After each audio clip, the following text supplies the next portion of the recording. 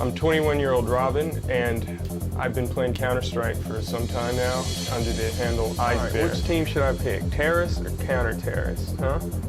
Let's see. Eisbär is polar bear in German, and I chose the name after a song by Groove Zone called Eisbär.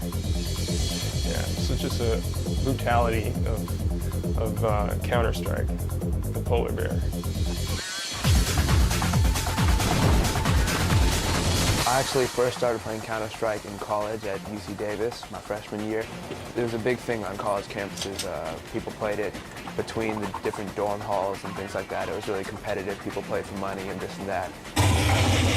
Oh, oldest trick in the book. The friend gave it to me, was like, hey, you know, let's play, you know, get good at this, and we're gonna play these people in our dorms for money.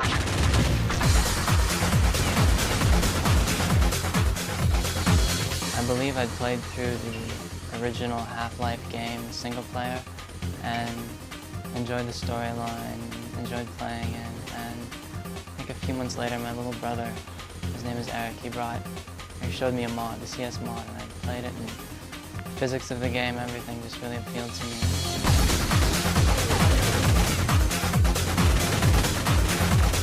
When my friend told me about Counter-Strike, I didn't really take that much interest into it.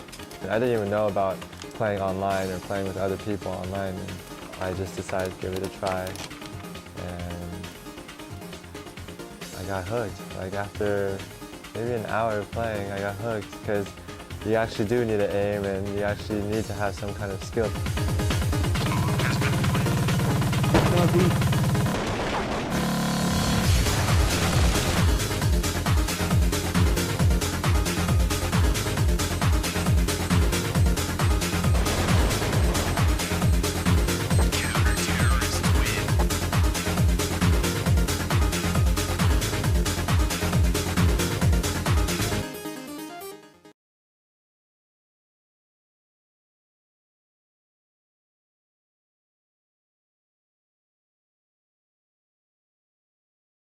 A first-person shooter clan is a collection of real-life players who may or may not be living anywhere near each other. They may be scattered all across the globe.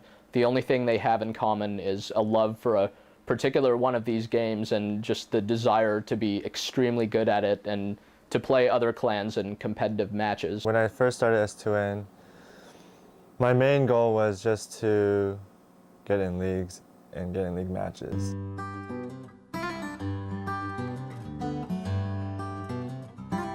We decided that S2N should be, like, most important, the people who we should recruit as friends or family members first. You know, that's what S2N is all about, because S2N is like a big family where, like, we know each other and, you know, we're having fun, feeling comfortable with each other. We're serious about Counter-Strike,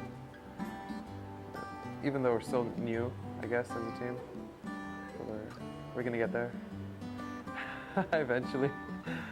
Being the leader of the clan taught me a lot of things about politics. Everyone has different ideas about where the clan should go and how it should be run. I was really surprised as to the responsibilities of being leader. I had no idea.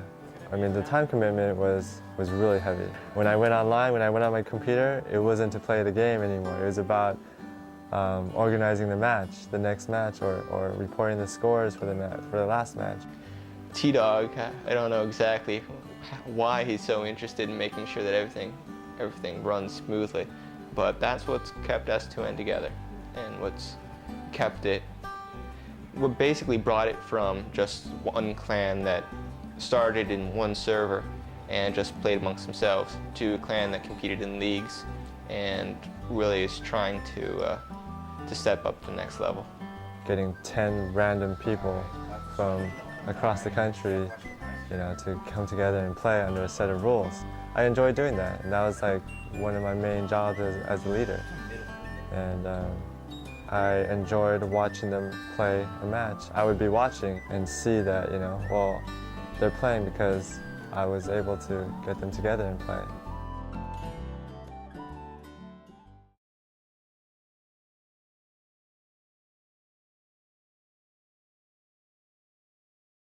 Counter-Strike is kind of like paintball. One set of players takes on the roles of terrorists, and the other set takes on the counter-terrorist role, and they go through these different hostage rescue and bomb defusal scenarios.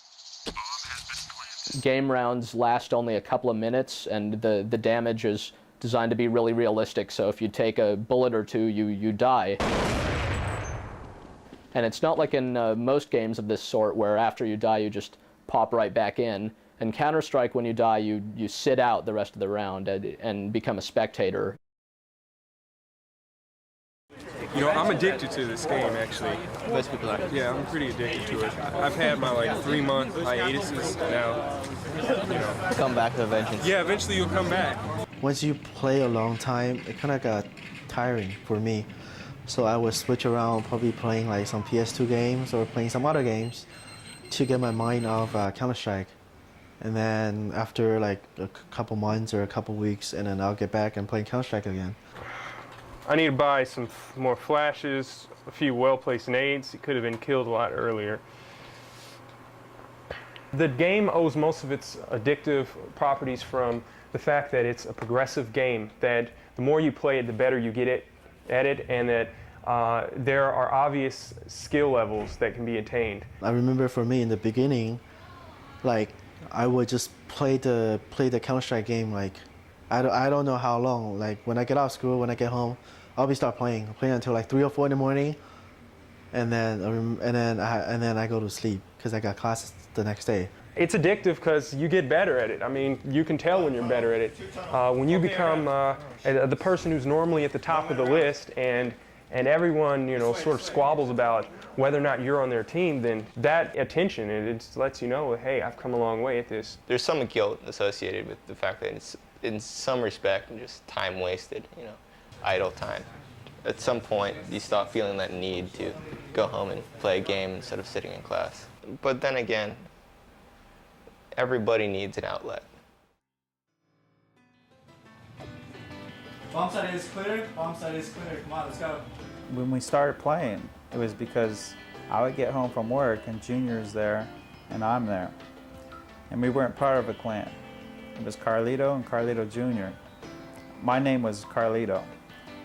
And one day I come home, he says, all right, my name is Carlito Jr. And I said, all right, Junior, I'm there with you. When I first got involved in Counter-Strike, it was my dad. Like, they play at work, him and his friends.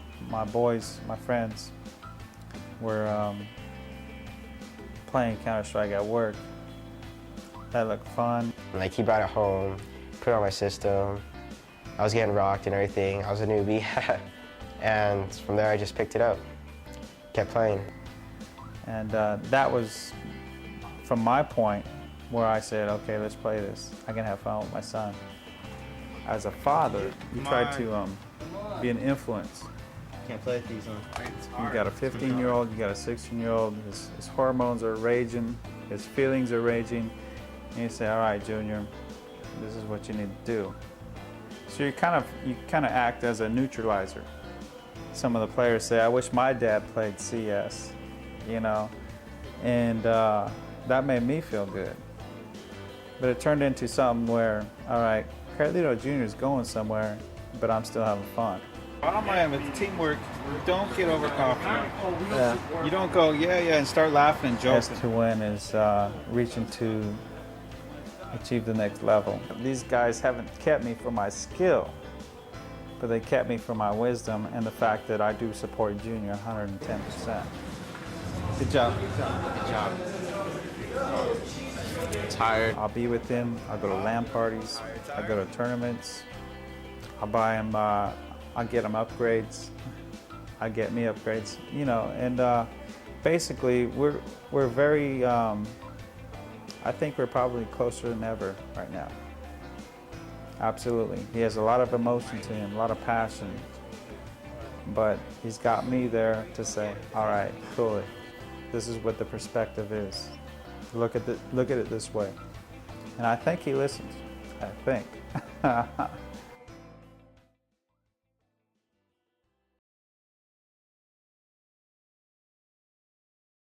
You step into Counter-Strike and you kind of feel like what you're doing matters. There's that social interaction where everyone's interrelated, everyone's counting on each other. Counter-Strike started as a mod, as an amateur-made variation for a popular game called Half-Life. Half-Life was Valve's debut product. It launched in November of 1998, and it was a first-person shooter or an action game experience that really brought story and context and association with other characters into the genre. Half-Life came out, and Min Lee, who works with me on Counter-Strike, we were kind of the two founding members of it. We basically had an idea for a realistic-based game. So we went ahead with it, and it just snowballed into what it is today. Due to the fact that the game was free and due to the fact that it turned out to be really, really good, it just assumed this incredible popularity, and it's just become a real phenomenon. You see people bragging about when they joined, and it's really their game, I think more so than any other game that's come out where it's in production for 2 or 3 years, it's put in a box and it's sent to retail, and that's basically it. And it's the publisher and the developer's project that they're selling to the consumer. In this case, Counter-Strike came out and it was beta 1, beta 2, and you see people bragging over, I've been there since beta 4, and they're like, oh, you're a newbie, I've been there since beta 2.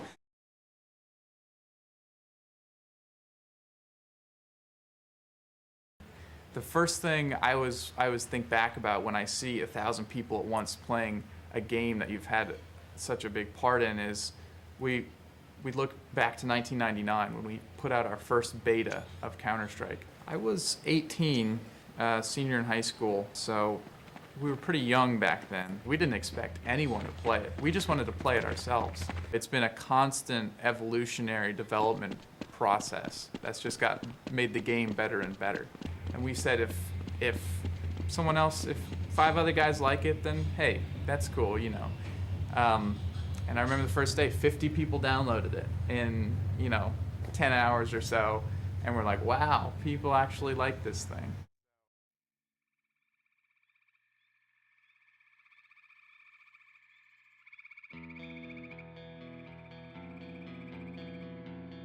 The beta versus the recent game, they're completely different games. Completely different games. There were more creative possibilities. I could do more in the game when it was in the beta stages. In the old beta, all of the guns had a different recoil pattern, and this was proven various times by people who would just sit there and shoot a wall and see how the distribution is drastically different for each and every weapon.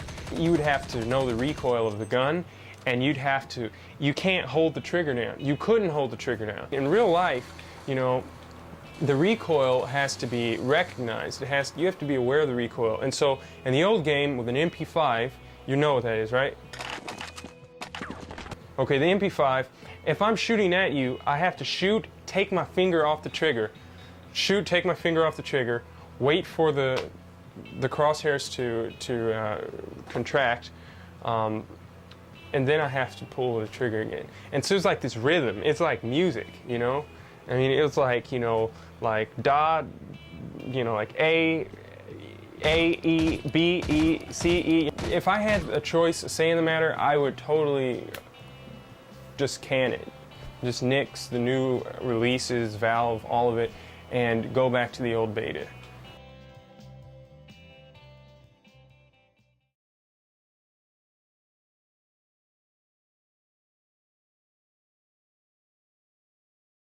Everyone is always saying that they love Counter-Strike because it's so real. It's not real. I mean, it's not like real war. There are no civilians who are getting, killed and maimed. It's like this clean world that is not very real. Velvet Strike is a collection of anti-war graffiti for use inside the game Counter-Strike, and it's also a collection of ways to intervene with online gameplay.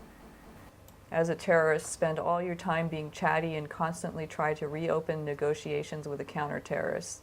The goal of Velvet Strike is to bring awareness about the wartime climate that we're living in America and use the game as a vehicle to talk about outside game issues. So this is one of the emails. It says, "Hello, what a stupid initiative. If you don't like the game, just don't buy it, and don't piss off other people with your shit." We had a lot of response to this project, and about half of it was from people who were like just really angry that a woman would dare to criticize their little world that they're in, and just completely misogynist, death threats. And if you don't realize that video game is just a video game and that it's a fake world, well then go play with your Barbie.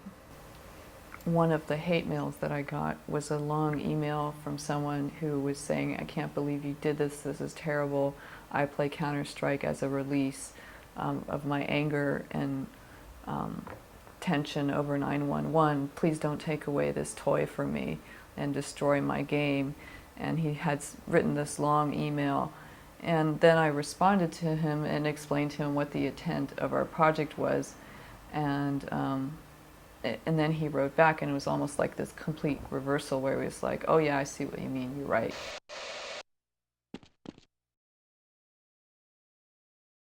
One thing that's been a real problem for the game is that a lot of people have figured out how to hack it, how to cheat in it, to the point where it really ruins the experience for the others they're playing with. You know, you'll be playing and there's some guy who's magically able to kill everyone around you, you know, because he can see through walls.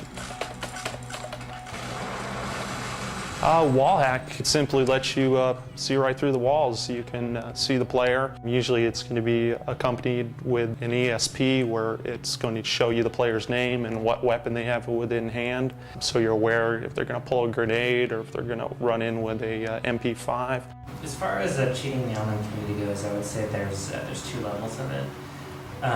There's people who are cheating for their own personal gain, people who actually use cheats in leagues and competitions, be it for cash prizes or just for seeding at future events. Cheating? Thoughts on cheating? It's just the stupidest.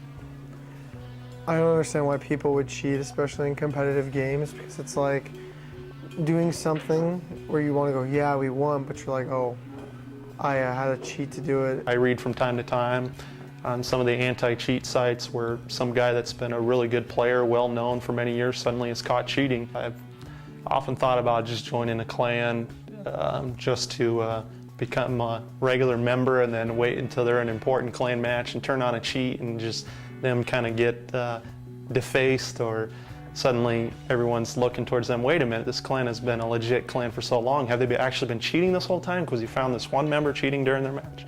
I've thought about doing that. I haven't actually partaken in that. The second level of cheating is it's not for personal gain so much as a destructive tendency. My guy's philosophy on cheating really just comes down to we're there for our own entertainment. You know, your misery is our fun. You know, cheat or no cheat, I'm going to find a bug in the game. I'm going to find something that isn't going to make you happy, especially in a team-based game. You're going to want me to play as a team. I'm not going to play as a team. Cheating is the easiest thing, of course, for Counter-Strike. Everyone thinks the minute you're cheating, you know, hey, that's not fair. That immediately is going to piss them off. But if that doesn't work, there's other ways as well. It's just, you know, the way you are. You enjoy it because that's who you are. We're the true evil of the game, you know. I mean, you can play a game where it's terrorists versus counter-terrorists, you know, whatever. Most people still see it as just a game. One team is no different than the other. But, you know, you get someone like me in the server, and suddenly everyone is going to gang up just to try to kick your ass. I've been on a server where I'm on one team and my whole team isn't even with me because they know who I am, they know what I'm doing. You know, they follow me around the whole game and try to get in my way of my shots. You know, I love it. One thing that cheating does is you know, force the community to really act as a community and to really be attentive to, you know, people that might not be being honest. And also it keeps the developers on their feet in terms of developing better and better technology to prevent cheating. Somebody out there has to be the one looking for the bugs, looking for the exploits, looking for new ways to take advantage of the game, you know, whether it's Counter-Strike or EverQuest, you know. There's always going to be someone like me within the game, and it only makes it a better game, really, in the end, whether you like what I'm doing or not.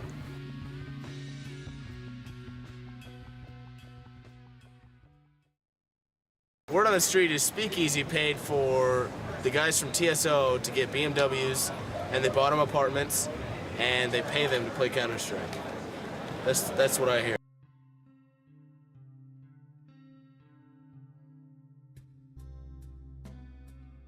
A huge component of the sponsorship for us is just always having a group of really educated gamers to talk to that know exactly everything that's going on with every new product or every league or every this or that, that has some impact on something we might do as a company. Basically using them as a recon force, for information and intelligence, as you might say.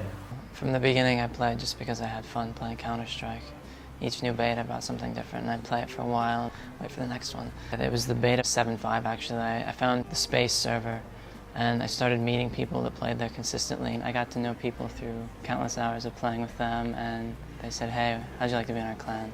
We had a lot of fun. We were all local guys back then, and we'd have small LAN parties and go out for steak dinners, go see movies, stuff like that. From the beginning, TSO was always about friendship, and we really weren't anything above friends. We played for almost a year without any thought of competitive play, and it wasn't until a year went by that we decided, okay, we're going to try to taper both friendship and competitiveness. About a year ago, we got contacted by Speakeasy about a sponsorship. They said they'd like to sponsor us. We all thought at that time that perhaps we'd like to take things to a new level, to a more competitive nature, and so 6 or 7 of us said, okay, let's do that, and we started practicing. Initially, we started with providing TSO with the TSO gear. They have hats. I actually have a hat right here. If you want to check that out.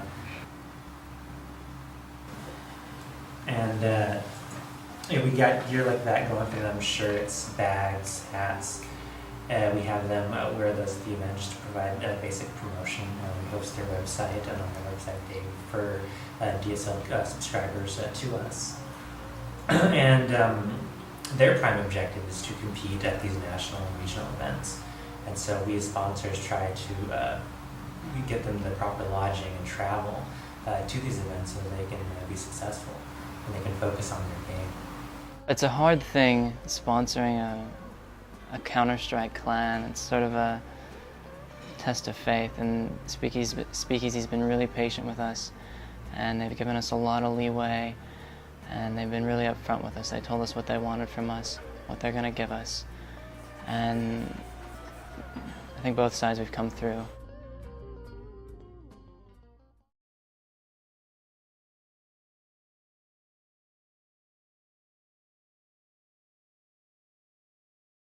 I've been into computers my whole life, and ever since I was about 8 years old, I've been making my own computers. My dad said that he'd fund me to build a network in our house, and with that came the idea of having friends come over to play games on the network. So about 5 years ago, I'd start off with like 4 guys in my bedroom, and it got to 8 guys, and the 8 guys got to, the biggest one I had in my house was about 17 guys in my living room. And after that, I had an offer to have the LAN parties here at the outhouse in Los Gatos. Password themselves. Mine didn't have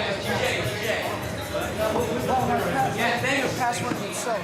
A LAN is a local area network, and a LAN party is where a bunch of guys, and I say guys because it is mostly a male thing, they get together, they all bring their computers, they network them up, using networking cables, and they play these multiplayer games together.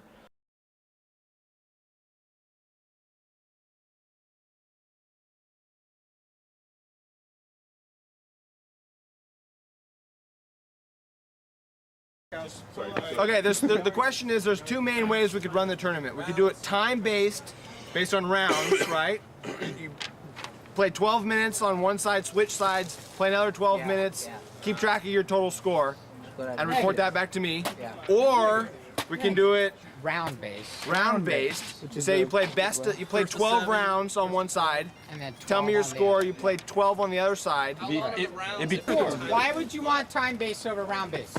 I don't know, because Well, I guess it might include like you camping, and that might hurt it, but nevertheless, like if you're not as good of a team, or if you don't have like efficient players.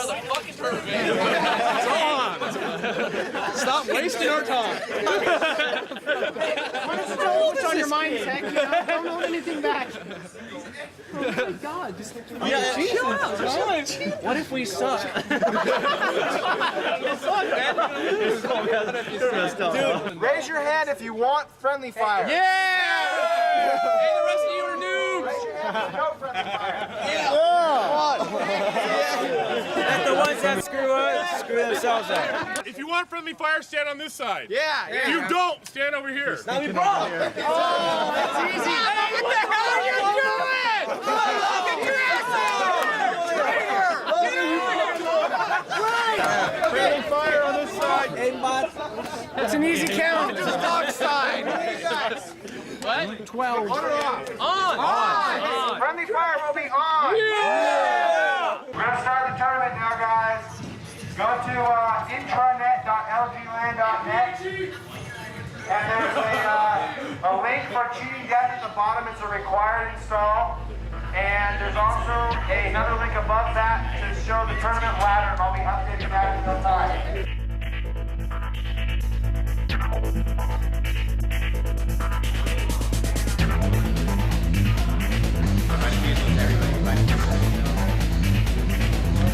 Doors!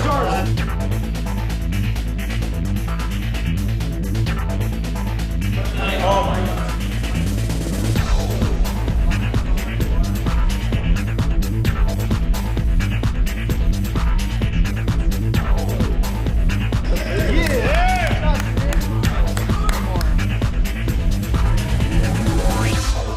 Dad, you gotta go. You gotta go. Oh my God.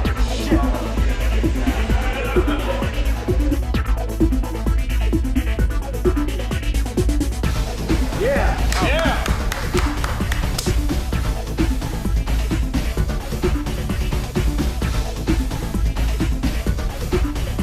Are we live? Yes. Let's do it, guys. Go back to the bridge. Is there supposed to get in the bridge? Better get back.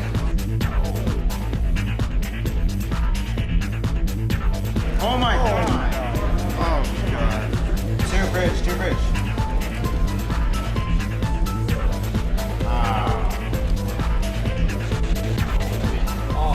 From behind. Yeah. Bridge, bridge.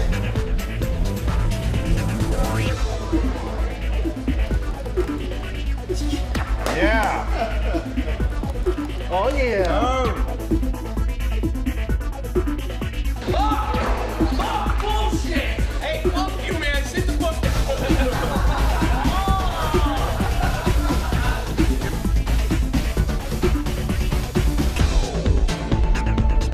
Good job, guys. Good job.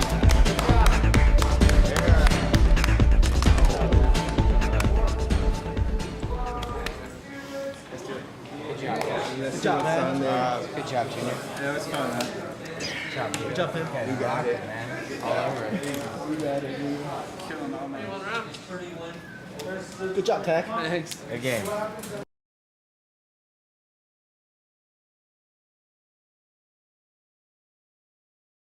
I like to go to CPL. That's my ultimate goal. I've always wanted to go to a big tournament where you can win lots of money.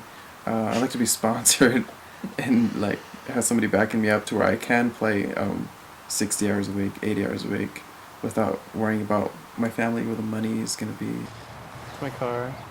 When I want to buy WRX and put the on the license plate Infinity DXM and Counter-Strike logo on it.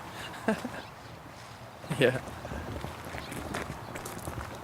I was born in Bellingham in 1978, and we moved to Chile. My dad's a missionary over there, and first 10 years of we were there, we were under the dictator Pinochet in Santiago, Chile, and it was pretty intense. There's a lot of bomb threats. We would hear explosions, and the school was tear gassed by terrorists. Spider-Man. I got that in Cali. Just a memento of our S2N get together. Yeah? Yeah. We met at a processing plant. I was dumping berries into the machine, and she was picking the berries out that were bad.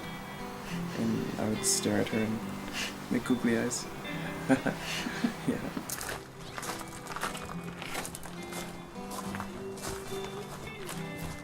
There's that bee right there. He's pretty happy. And inside just like really big ones. I don't like these.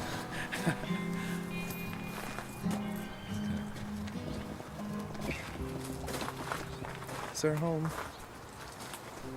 Usually the way it works, I work from 5 a.m. till 2:30 p.m. So it's really nice because I have the rest of the day off. And then Michael, I'll go pick him up usually, or Carrie picks him up at 5. And then we'll have like a family time until he goes to bed at 8, and then I'll play Counter-Strike till 11. Unless it's my day off, I can play like 6 hours. I've spent lots and lots of hours playing Counter-Strike. When I could have been doing something else, another job, make more money, but everybody's got their hobby. And that's what I want to do, is play games. Hearing what they can make as far as game testers, which is basically what he wants to do, it's a great job. I mean, job security, you're pretty much guaranteed a job with a big wig company because there's not really any small ones that make it anywhere. So, if he could get into a job like that, I'd be totally for it. So you probably don't know any or many gamers that are married. I've had to get used to the fact, that there's definitely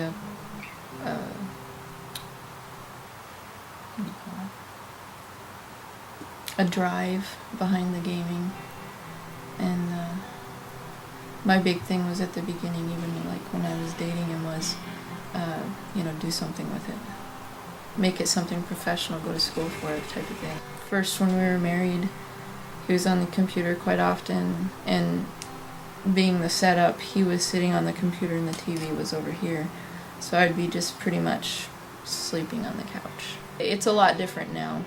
I think he's grown, realized the sacrifices that I've had to make, maybe, realize that he does have a family, and he's definitely balanced it out a lot better now. But in the beginning, I felt like I was making a lot of I probably played twice as much back then. Yeah. See, this is what they usually call me because of killing so many people in a round. They call me hacker, and then half the people leave because they think I'm cheating, but...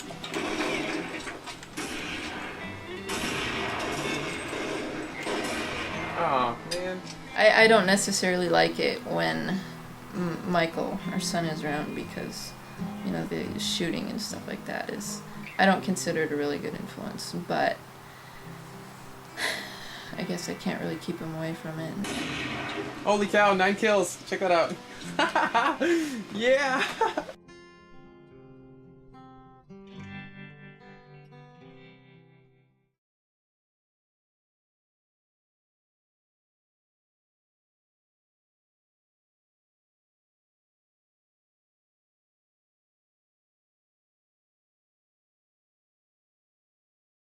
The Cyber Athlete Professional League, or the CPL, is one of several organizations trying to bring a real legitimacy to the act of playing these kinds of games competitively.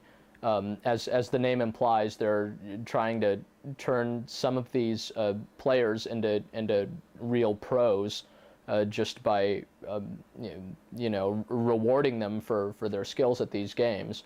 Literally through pretty substantial cash prizes. Playing in a LAN environment just completely changed my view of online gaming and online competitive gaming, online leagues. You didn't have to worry about cheating at a LAN. You didn't have to worry about ping differences or miscommunications because the person is sitting right next to you. And when I thought about the CPLs, I thought, well, that would just be the LAN tournament times 1,000. And so that was the goal. That was the dream. And I wanted that to happen.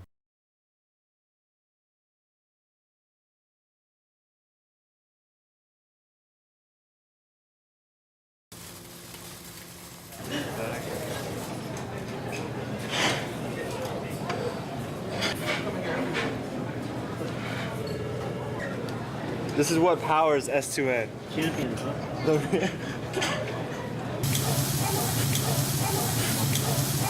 It was important for me to come from Seattle to play with the team, to get to know them, see who they really are. My wife knows all my friends' names by their nick.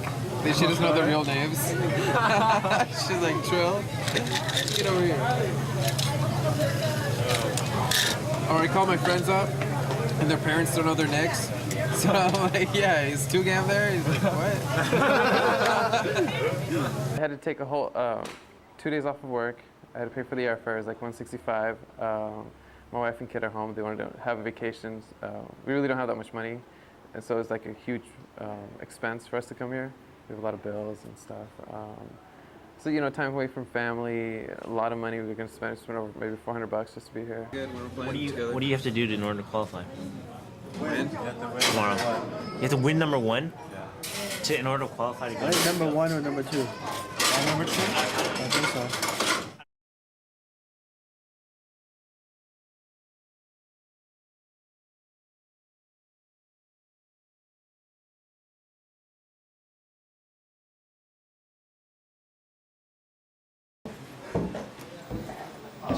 Sorry. Close my eyes.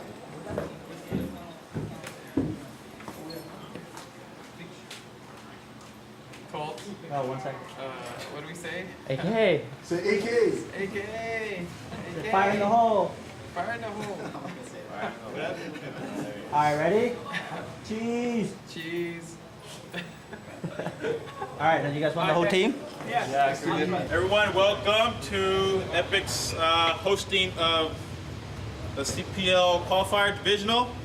The way it works, the way it's going to work, is that they're holding divisionals. This is a divisional, and then there's other divisionals up until the rival regional, which is held at Revolution. The top 2 teams from each divisional gets invited to rivals regional. The 2 winners of that regional get the tickets and the money to go to the CPL in Texas and get the auto berth that starts in the 64th rung. After this, we'll give the winner $500, auto berth to rival. The second place will get the auto berth, and then third place will get a handshake. That's pretty much it. Let's have some fun. I don't know, I think there's 4 clans here. Yeah, so it's not gonna last 4. So after it's done, you guys go play, have some fun. I don't know, my heart's pounding, but I've got confidence in these guys, definitely. I feel good. It's the first time all 5 of them were together, and online, usually they're unstoppable, so looking forward to it. Well, going into the game, going into that tournament, I felt really confident. I thought we would be able to bring something home, and so I had high hopes. And you know, sitting there, when they were getting ready to play, I thought, you know, this is it. We're actually gonna make it, you know.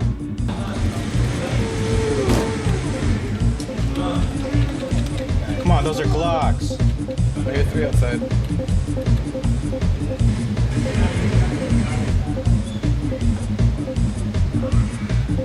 Outside.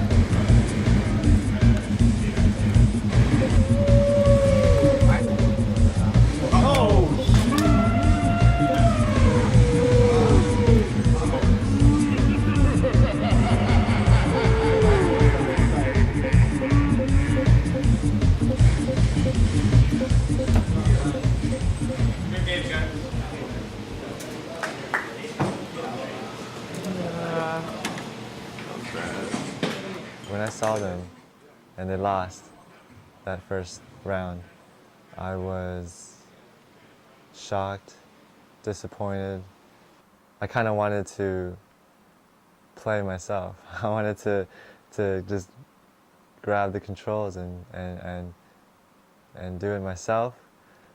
And I kind of felt helpless sitting there. And I felt like, you know, we came so far, and I was trying to figure out why it wasn't working. I was trying to figure out what we could have done or what we were doing wrong.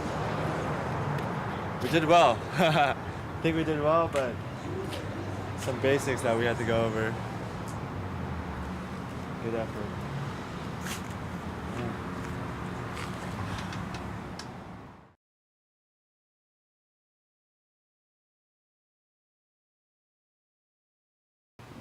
We've been working pretty hard on our strats and stuff. So disappointing. What do you think? Well, I mean, we tried our best already. That's probably the best that we could get against a DR team. I mean, seriously, out of all these 4 clans right here, to tell you the truth, we're like that to the lowest, seriously. That's true. You know, Tough, PF, and DR. I mean, DR is one of the best teams in the last too. And then now Tough is here, and PR is here, and PF is here. I mean, yeah, it's good. I mean, we're only main. They're all invites. Yeah. You know. Yeah. And I believe we tried our best. And even though we only won 2 rounds, but I know they did their best. They did a good job. They put up a good effort. I was still proud, you know, to represent the way we did. And I think that there's always a next time.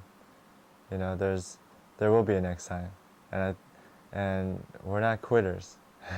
We're definitely not quitters.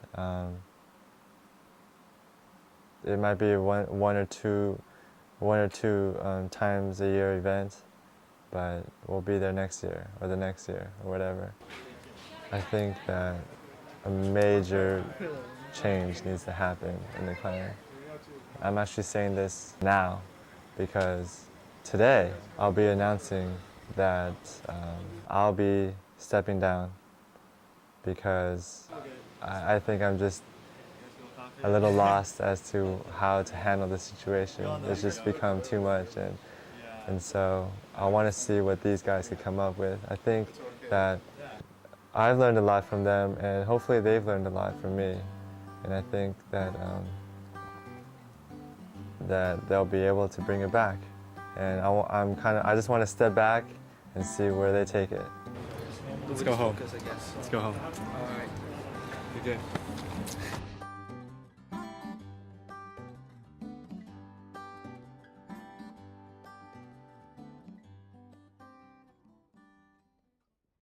Some people think that the best way to explain computer gaming to the media is by going and showing the numbers and saying last year this was, you know, 10 billion or 11 billion or all that. This year is going to be a 20-some-odd billion, 25 billion or whatever the number they're projecting for this year, which will be another record year for the industry. But that really doesn't reflect the cultural aspect.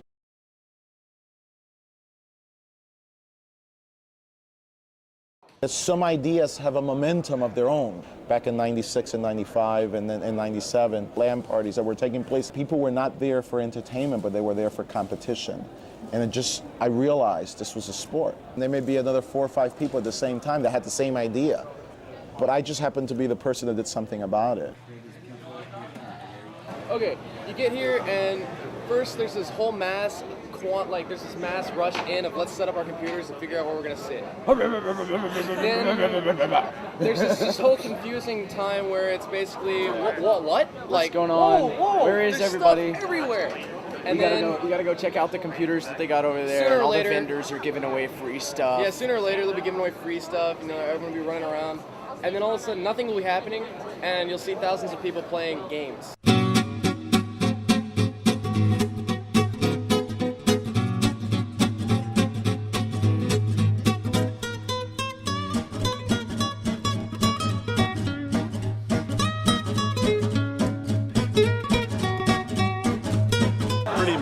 Experience. Yeah. We drove all the way through, without stopping with 3-hour shifts, so we slept pretty hard last night. How long did the drive take? About 30 hours from California.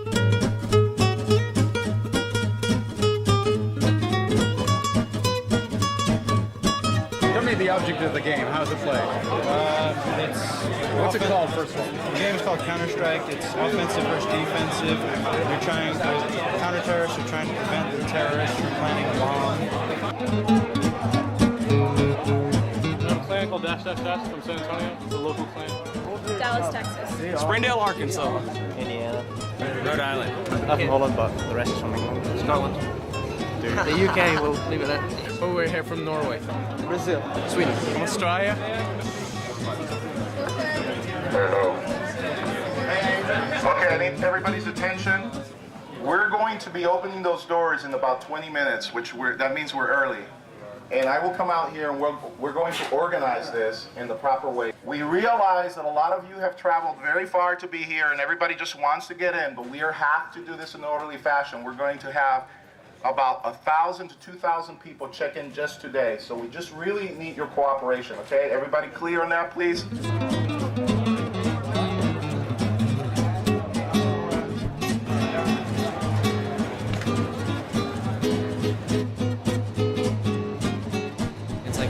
The city and a whole group of people, and you can connect with them as soon as they hear you. It's almost like a family. So everything here, my wife made. We got the peanut butter brittle right here, right? Yeah. Homemade. What's this over here? It's something mint. I'm not sure Bev made it. My wife spends probably about 5-6 days sometimes. Last time she spent like 2 weeks making stuff to bring down here.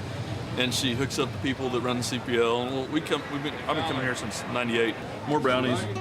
What this game is all these elite guys, okay?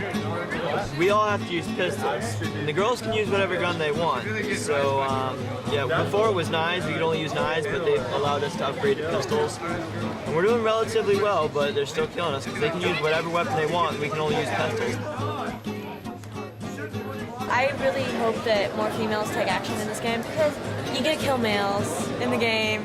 You take all your frustrations out on the guy characters, and the game's sexist. There's not one female character in there. Yeah.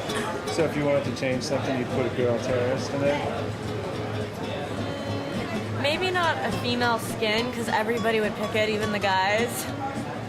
But, maybe a map that would be easier for female gamers to get started on, something that more feminine to their idea, and I know that's really stupid, but... I'm curious what you mean by that.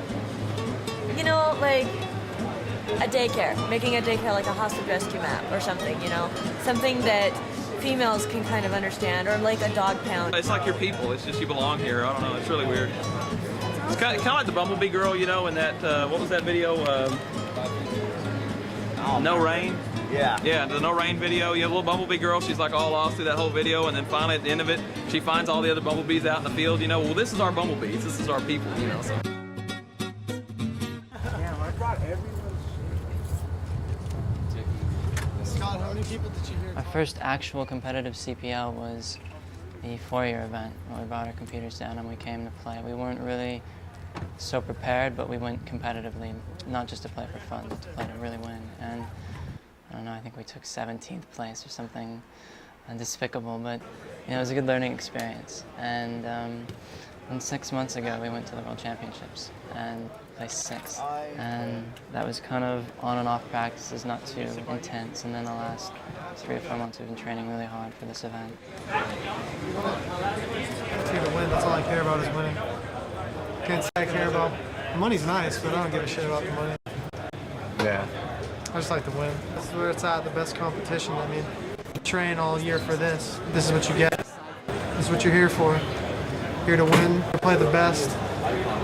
It's this anxiousness. This is everything just leading up to the tournament. It's just, this is being just this feeling of can't wait to play, but you're kind of like nervous about it. I just kind of want to get in there and just start playing. I can't stand standing around like this. It's this. I just can't wait to play.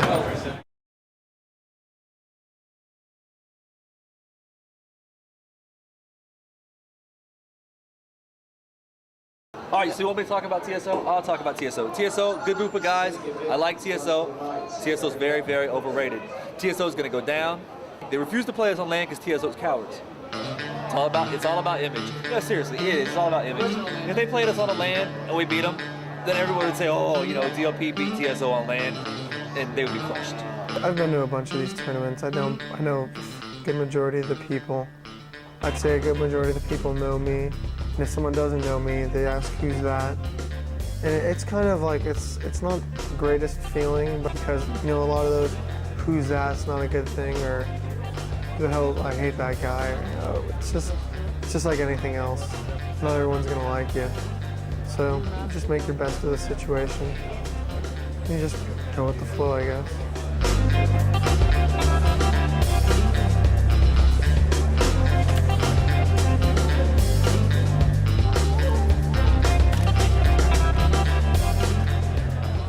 So who are we playing?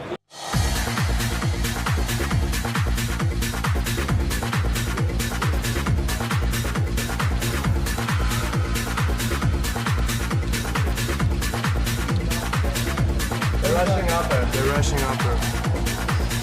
One radio, bombs down radio.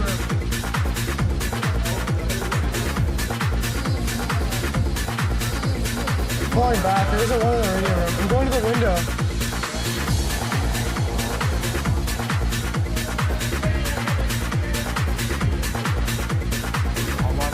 Defensive on the ramp room, behind the boxes.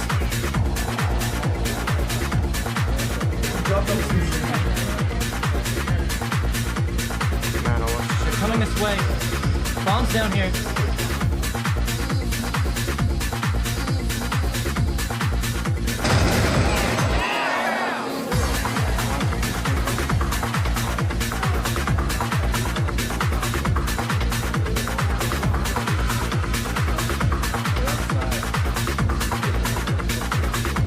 He's under me.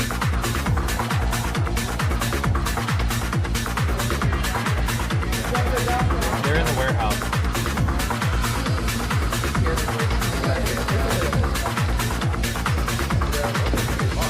They're rushing. Stay alive, Scott. He's in the right vent. I'm gonna go up. I don't have time. Sorry. He's in the left hand. Okay. Watch for a rush or something. Like rushing. Behind the red ball.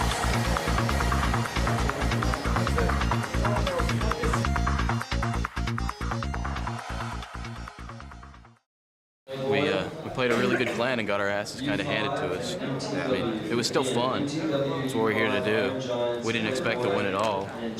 Expected maybe to get somewhere else, but we got a bad seed because of a forfeit win over in the first round.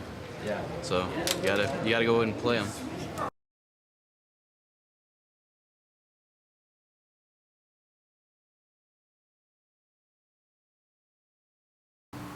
Right now, there's this new Uber team here in the U.S. It's called 3D, Dedication, Desire, Discipline, something like that.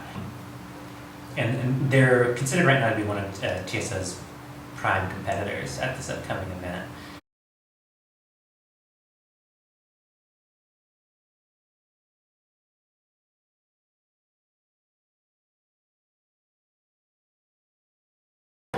You guys, what are you smiling about? We just played 3D. Who's 3D? Why is that such a big deal? Well, this is our first CPL, and 3D have just been around for a long time.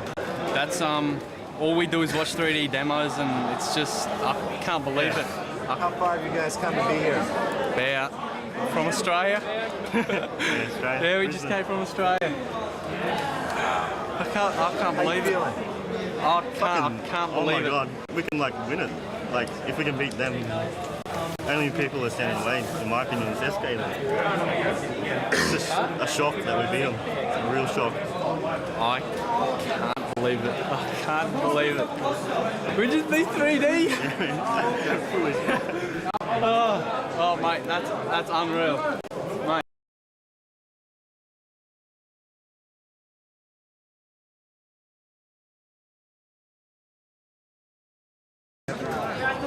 Yeah, I'm gonna leave now. I'm gonna watching you guys on the big screen.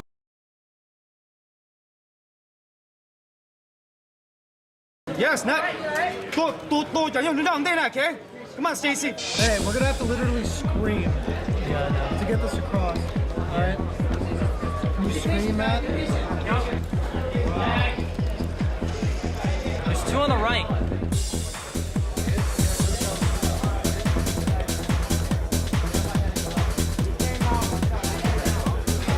Come back, guys. Go back. Flip, you should go back. Help, help.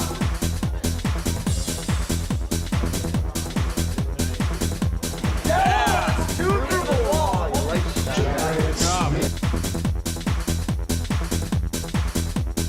Let's just keep this together. Get the next floor. Where's that? Devin off in the middle. Let's straight out at 25. All right.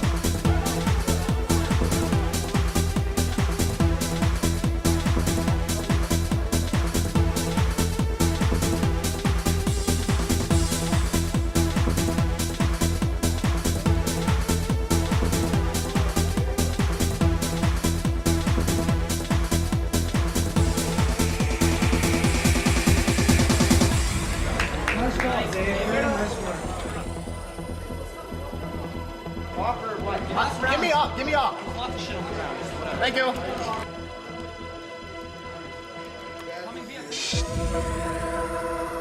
Guys, let's double HE. Do any of you have HE grenades? No, oh shit, they're there at the bottom. Nice. Fall back. There's only one guy. Fall back. Fall back. Just one. Oh no, Rest are coming, rest are coming. Lies. Oh my god. I hit like 3 shots that time. Alright. Do the same thing again, just really nice and slow. We did that the first time we actually worked together. Get the next 4.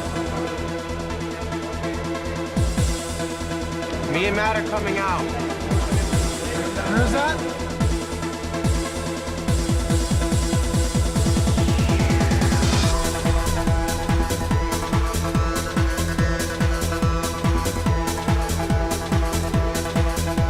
Why is everyone giving up? Come on, I don't hear anyone talking. Let's talk, guys. Come on.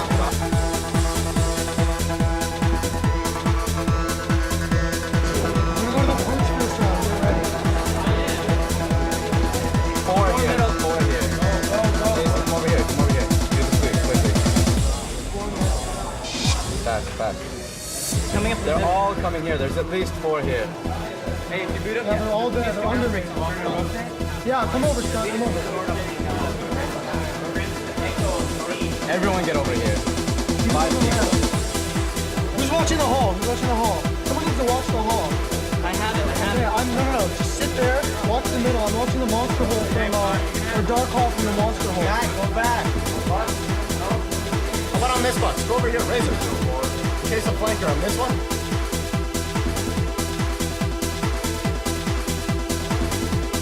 Come on, get from the bed.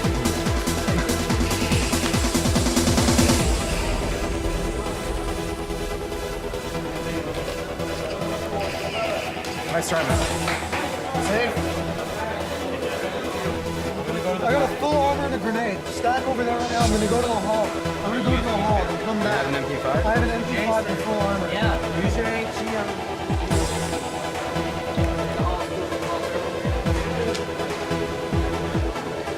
They didn't rush it. I'm falling back. Go.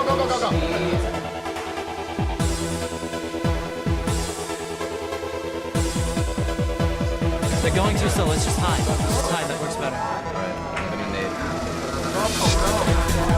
He was in the middle. There's one going to the hall. Just hiding it like we did before. It sounds like they might be moving back. They're trying to kill me. They're just spamming. They don't know what to do. All for the bomb side. Hit them on the ramp. All for the bomb side. On the right.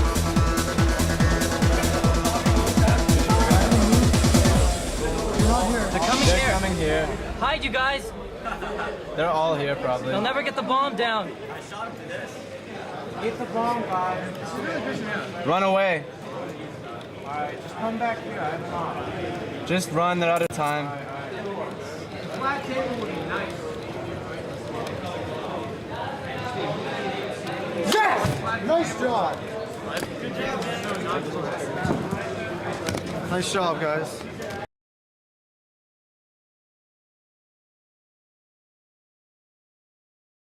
Yeah, I think they're trying to give me a heart attack.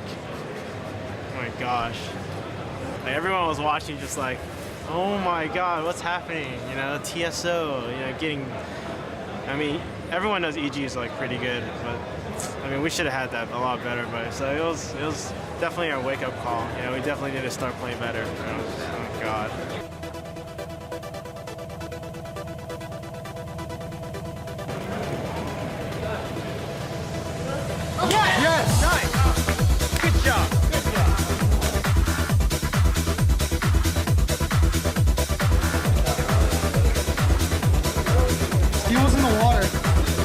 let me go first. Ball's down. He's in the bridge room, left side. Behind you, Jason. He was in the water. T-bridge room, T-bridge room. Hey, It's me. Who's watching what? I got water. I got water. Here, Chris. Hold on. There's no water. There's no one in water. Hold on. I'm going through CT scan. One water. Stefan takes out trigger.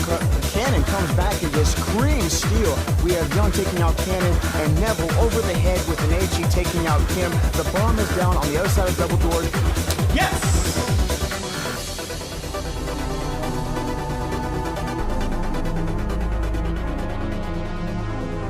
Jag tänker inte brorum, Max. Ja, de gick tillbaka. Now I'm going upper. Let's do it 3 lower, 2 upper. Once Dave gets a kill, go. They're defensive. You need 3 volunteers over registration. 3 volunteers. Who's watching play?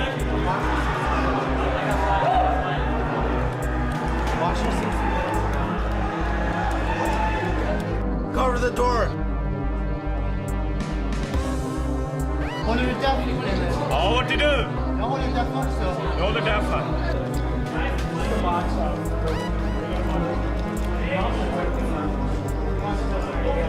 I'm checking middle.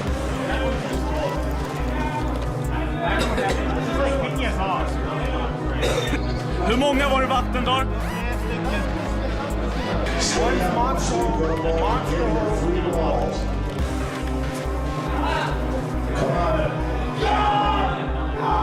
Håll provrum. Flash här. Smoke här. Okay, we just have to walk all the way there and fight. Just like keep going. Because we only have a minute left.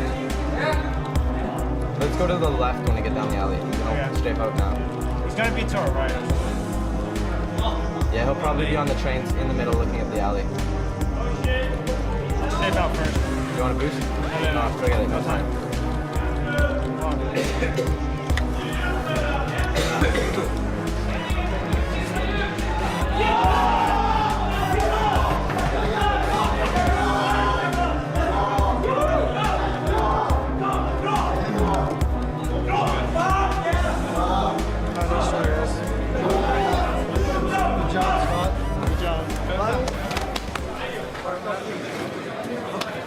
Good game, guys.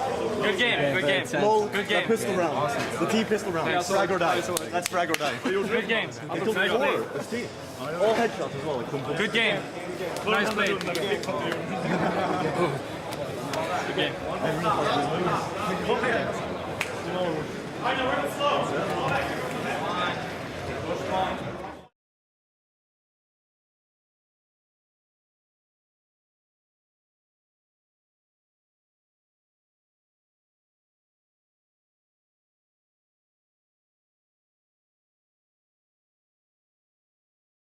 We're not nervous at all. We're really excited. Really, really excited. So we're ready, man. We're ready. And, you know, best man wins, right? We're not nervous, though. I think we can take these guys. They've been winning all their matches by, like, 1 or 2 points. You know, real close, 13-11. They've just been squeaking by. Luck's going to run out eventually. It's either going to be us or them. So we'll see what happens. Everything came down to the wire, and we were really fighting to keep things going. Stay alive! I think we're best known in the community for our strats. Online play hurt us more than it helped us because we'd scrim clans over and over and over again. They knew our strats, and they turned right around and used our strats against us here.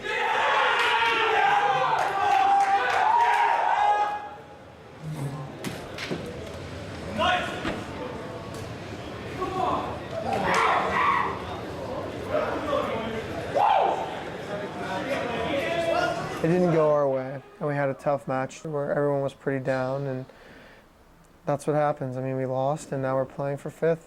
Hopefully we can come out. We're just going to come out and try and make the best of it and try and win it. Good game, guys. Good game. Good game, guys. Good game, Good game, guys. Good game. Good game. Right here, baby. I love you, Britt. I love you. What about the one I said? Oh, yeah, dude. TSO is a good team. Never said anything bad about them. Made the best team win. Hello? I don't think we're the most skilled players, and I think that falls back to the friendship aspect. We weren't looking for the most skilled players, we were looking for good friends.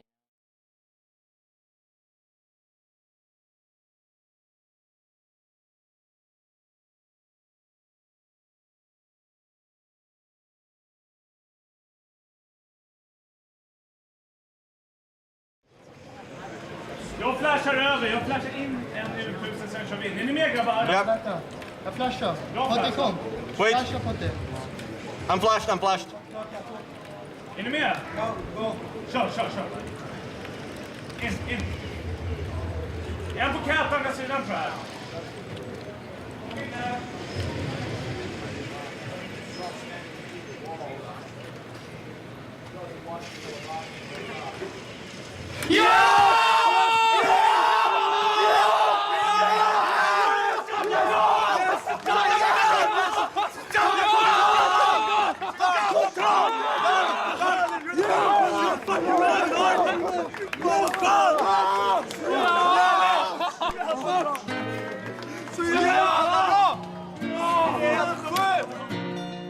I just bought primary ammunition. Got a brand new full load. I've been doing this for a long time. I mean, this is like my 5th event I've been to, so it's like, how many can I go to? How much more time can I put into it? It was fun. It's just, I mean, it was always fun to come and play, but I mean, I'm looking at other stuff I want to do. Each time I see you reloading your gun, 'cause I own you. Not a thing you can do, don't you worry, it'll be over soon. Watching these guys play, it's like, it's great. It's a great feeling, you know, and I can see, you know, even just watching the guys that aren't playing, watching the guys that are playing, it makes me happy, you know. It makes me happy, and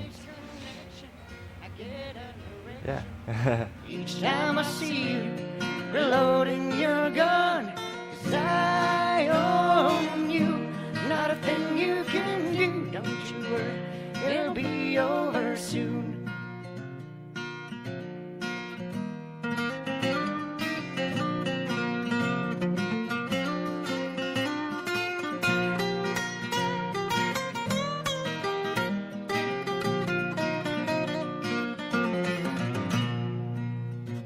But the campers are really dragging this out.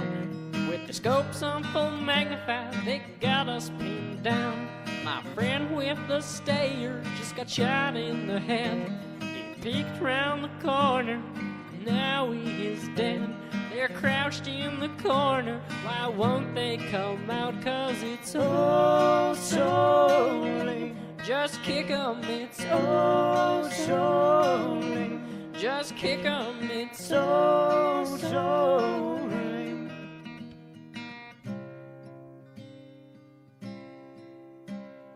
Phoenix connection, I can get an erection each time I see you reloading your gun.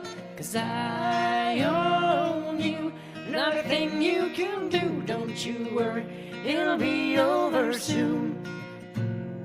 Phoenix connection, I get an erection each time I see you reloading your gun.